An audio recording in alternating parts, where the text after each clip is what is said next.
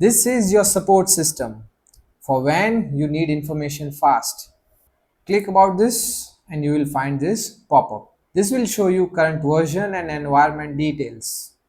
This is very useful if you are reporting bugs or checking compatibility. When you click this, it will divert you to the GitHub. Close this and contributors list. Dismiss. Again, go to this help. This will show you the keyboard shortcuts. This is very useful and we are going to use these keyboards a lot in our upcoming videos. Close it for now. Then we have Launch Jupyter Notebook File Browser. It's quite simple. Jupyter References. It will give you documentation about Jupyter Notebook.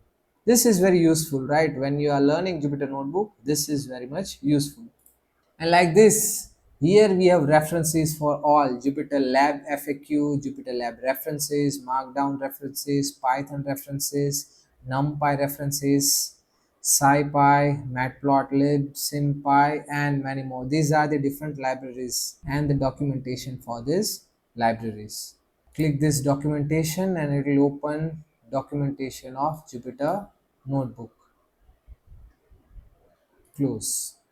So I think now you know exactly where to write the code, how to manage your cells, and how to customize your workspace like a pro. In the next video, we'll start doing Python programming using Jupyter Notebook.